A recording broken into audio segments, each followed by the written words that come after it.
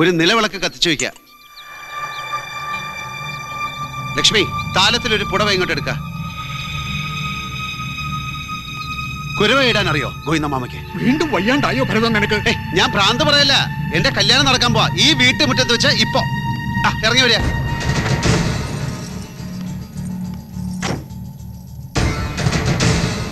കീഴ്പള്ളി നാരായണൻ നമ്പീശൻ വാക്ക് തന്നു, സൂക്കേടൊക്കെ ഭേദമാക്കി തരാന്ന്.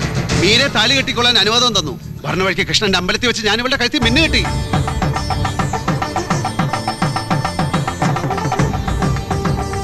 അനുഗ്രഹിക്കണം അമ്മയും ഗോവിന്ദമാമയും ഞങ്ങളെ.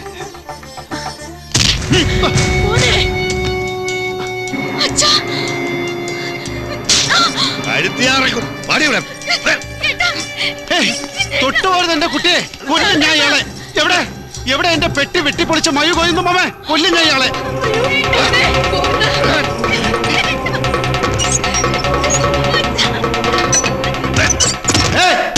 ആരാണ്? അമ്മേ, ഗോവിന്ദമാമേ, തുറക്ക, കഥ തുറക്ക, കഥ തുറക്ക. അമ്മേ, കഥക തുറക്ക. ഇടപെടണ്ട, കൊണ്ടുപോകരുത് അവളെ. കൃഷ്ണന്റെ അമ്പലത്തിൽ നിന്ന് ഭരതൻ താലി കെട്ടിയ പെണ്ണാവള്. ഭ്രാന്തനാവൻ, ഭ്രാന്തൻ. ഇന്ന് കൃഷ്ണന്റെ അമ്പലത്തിൽ കൊണ്ടുപോയി താലി കെട്ടും, നാളെ ഭദ്രകാളിന്റെ അമ്പലത്തിൽ കൊണ്ടുപോയി കരുത്തിറക്കും. അതിനൊക്കെ ഞാൻ കൂട്ടിക്കണോ? വാടി ഇവിടെ. മീര,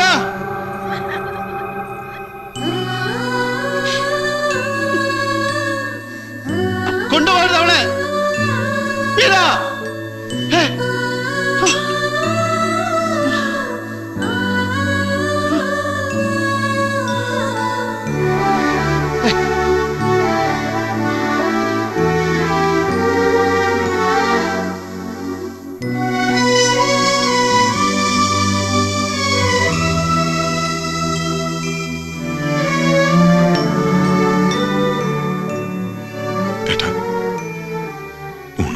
കൊണ്ടുപോടാ അവിടുന്ന്. കാലത്ത് തെക്കേ മുറ്റത്ത് വെച്ചോട്. ബലിക്കാക്ക വന്ന് കുത്തിക്കൊള്ളും. ഏട്ടന് പിണ്ണം വയ്ക്കാൻ വന്നിരിക്കുന്നു. അങ്ങനൊന്നും പറയില്ല എന്റെ ഏട്ടൻ. എന്തിനായിരുന്നു പ്രഭാകര കെട്ടി എഴുന്നള്ളിച്ച് എന്നെ കൊണ്ടുവന്ന്? ദൂരെ ദിക്കിൽ എവിടെയെങ്കിലും കിടന്നങ്ങോട്ട് ഒടുങ്ങി പോയില്ലായിരുന്നോ ഞാൻ? പ്രശ്നം ഉണ്ടാക്കും ഏട്ടൻ. പ്രശ്നം ഉണ്ടാക്കിയ ആരോട്? എന്തിന്? തുറന്നുവിടാൻ പോവാ ഞാൻ ഏട്ടനെ.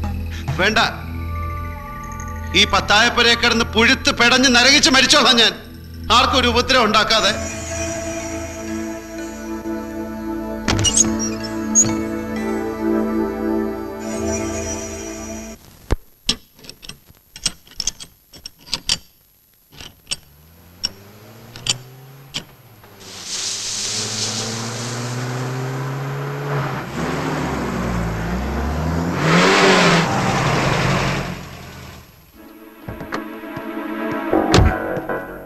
എവിടെ ഭരതേട്ടൻ? എന്താണോ കാര്യം? അതെ, അവിടെ പറഞ്ഞോളാം. ഞാൻ അറിയാൻ പാടില്ലാത്ത കാര്യമാണോ? എല്ലാ കാര്യങ്ങളും തനിക്ക് അറിഞ്ഞേ പറ്റുന്നുണ്ടോ? വീട്ടിൽ കയറി വന്ന് പ്രശ്നം ഉണ്ടാക്കരുത് ദുഷ്യൻ. പ്രശ്നം ഉണ്ടാക്കിയ നീ എന്ത് ചെയ്യും? കഴുത്തെന്ത് തല എങ്ങോട്ട് വേണ്ടി വന്ന് അതും ചെയ്യും.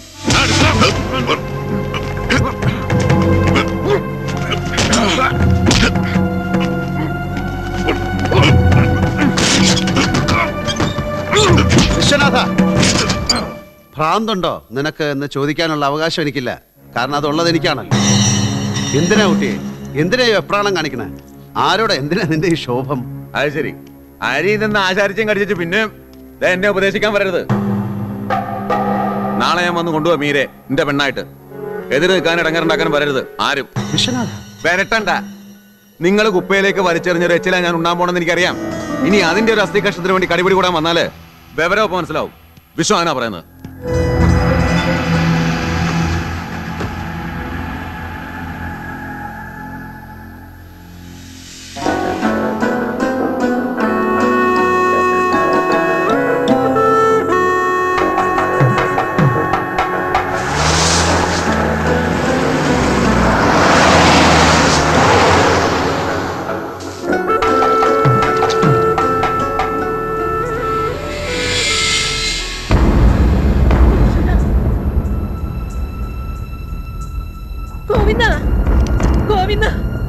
ചതിച്ചല്ലോ.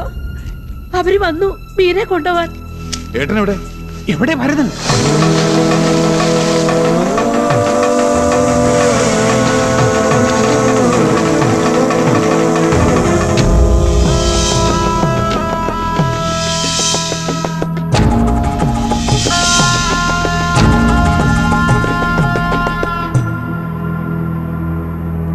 എന്തിനാ നിന്റെ പുറപ്പാട്? ഒട്ടം കളിക്കണ്ട. എന്താച്ചാ പറയാ? എന്താ നിന്റെ ഉദ്ദേശം? എനിക്കൊന്ന് പുറത്തു പോകണം. എനിക്ക് ജീവനുണ്ടെങ്കിൽ സമ്മതിക്കില്ല ഈ പടിക്ക് പുറത്തു പോകും എന്റെ ഏട്ടനെ. എനിക്കൊരിടം വരെ വളരെ അത്യാവശ്യമായിട്ട് പോയേ പറ്റൂ. ബാലരാമന്റെ വീട്ടിലേക്കല്ലേ? ഇല്ല, നീ പോവില്ല. അത്ര നിർബന്ധാച്ചാ നീ പൊയ്ക്കോ. പക്ഷെ ഈ അമ്മയുടെ ശവം കണ്ടേ നീ പോകാവൂ. എന്ത് മണ്ടത്തിലെ അമ്മയി പറയണേ? ഞാൻ തിരിച്ചേരിക്കല്ല പോണത്. പിന്നെ ഓർമ്മയില്ലേ ഗോവിന്ദമ്മയ്ക്ക്? വെളിനേഴി ഗോവിന്ദനാശാനെ, എന്നെ മെഴുക്കിട്ടൊഴിഞ്ഞ കഥകളി പഠിപ്പിച്ച എൻ്റെ ഗുരു ഗോവിന്ദനാശാനെ. ആശാന്റെ 12ാം ചരമവാർഷിക എന്ന്. പോയിട്ട് അസ്ഥിത്തറയിൽ ഒരു വിളക്ക് വയ്ക്കണം. കഥകളിയിൽ മാത്രമല്ല ജീവിതത്തിൽ ഞാൻ പഴിച്ചുപോയെന്ന് ആ കാരണവരോട് എനിക്ക് കുറ്റമായിട്ട് പറയണം. ഏട്ടാ മാറ് പ്രഭാകര, മാറ് പ്രഭാകര.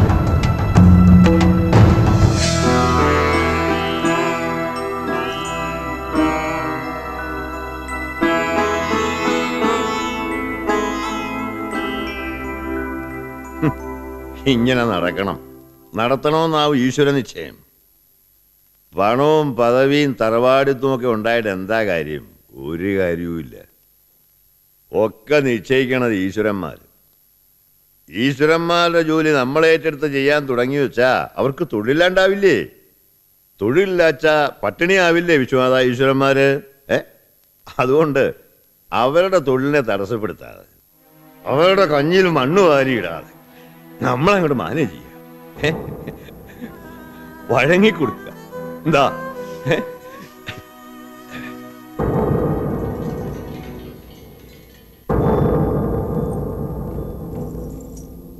ഒരു കാര്യം ചോദിച്ചാ സത്യം പറയൂ എൻ്റെ കുട്ടി. എന്തൊക്കെയോ നീ മനസ്സിൽ കണക്കൂട്ടി വെച്ചിട്ടുണ്ട്. മനസ്സിലാവണുണ്ട് എനിക്കത്. മോളെ ഏട്ടത്തിയമ്മോട് തുറന്നു പറ. എന്താ? കേൾക്കണോ ഏടത്തിയമ്മയ്ക്ക്? വേണം. അലറി വിളിച്ച് ആപത്ത് വരുത്തി വെക്കോ? ഇല്ല, സത്യം. നാളെ നേരം വെളുക്കുന്നത് കാണാൻ മീര ഈ ലോകത്ത് ജീവിച്ചിരിപ്പുണ്ടാവില്ല.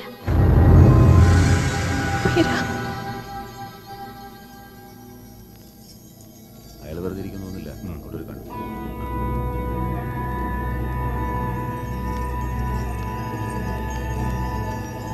എന്റെ മോള് പോയിട്ട് വാ.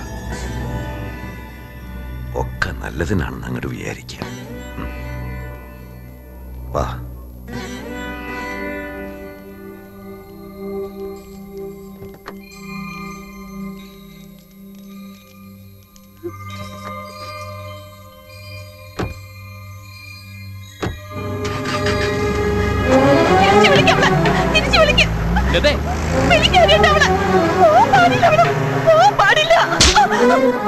പെങ്ങളൊരു വഴിക്കിറങ്ങി പോകുന്ന നേരം നോക്കി തോന്നിയാസം പറയാ നീ. അതെ, പോവോ അവള്. നിങ്ങൾ ഉദ്ദേശിച്ച വഴിക്കല്ല, മറ്റൊരു വഴിക്ക്. നാളെ കാലത്ത് വിഷന്റെ വീട്ടിൽ നാളെ വരും. ഒരു കയറിന്റെ തുമ്പത്ത് തൂങ്ങിക്കിടക്കണം മീരാന്നും പറഞ്ഞു. പറഞ്ഞു അവൾ എന്നോട്. നെഞ്ചുറപ്പോടെ പറഞ്ഞു നാളത്തെ സൂര്യോദയം കാണാൻ അവൾ ഉണ്ടാവില്ല.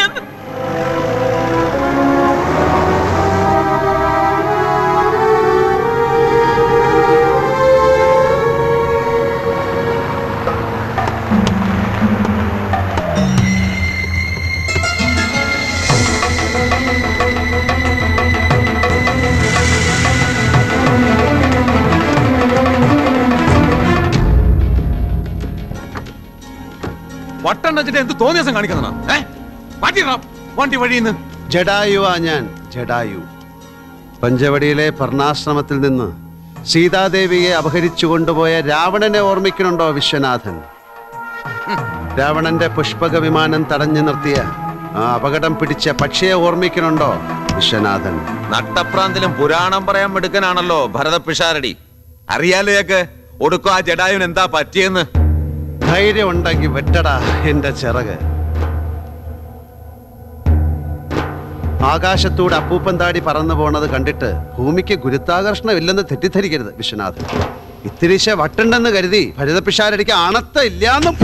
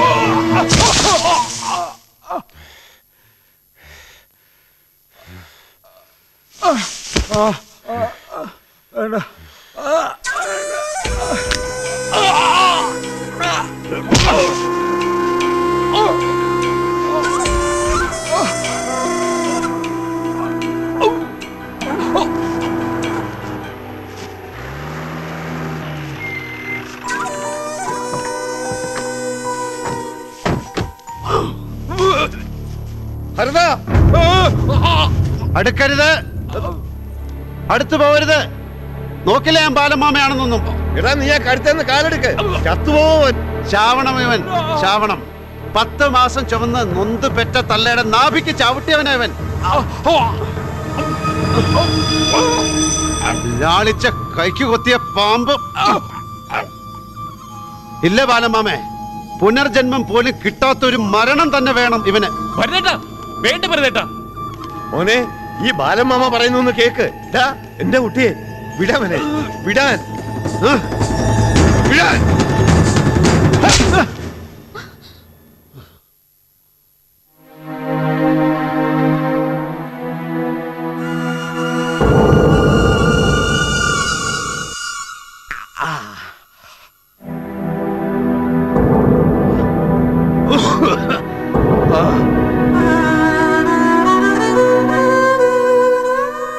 ശത്രുവായിട്ടല്ല ഞാനിപ്പോ നിന്റെ മുമ്പിൽ നിൽക്കുന്നത്.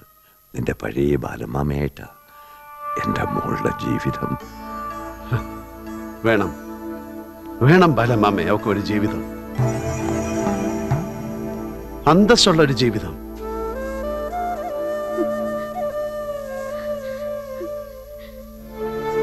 അറിയോ, പാമ്പ് മാണിക്ക കല്ല് കൊണ്ട് നടക്കണ പോലെ ഈ ജന്മം മുഴുവനും ഇവൾ എന്നെ കൊണ്ട് നടക്കുകയായിരുന്നു മനസ്സിൽ. വേണം ഇവൾക്കൊരു ജീവിതം, കൊടുക്കും ഞാനത്.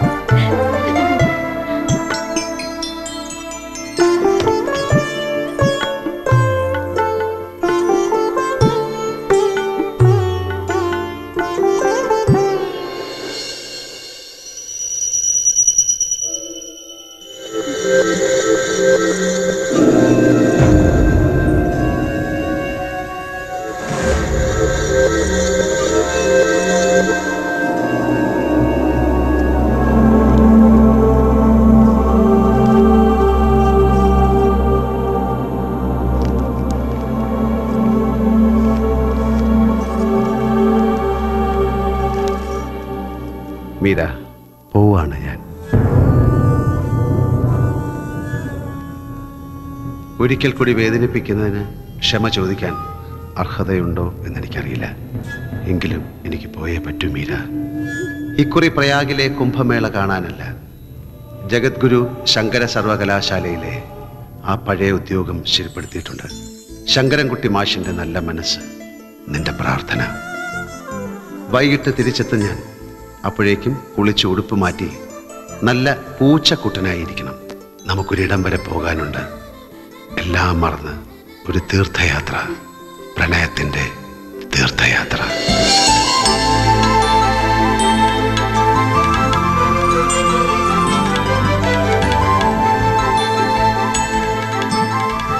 മാഷേ, ഒന്ന് നിൽക്കേ എന്റെ മാഷേ.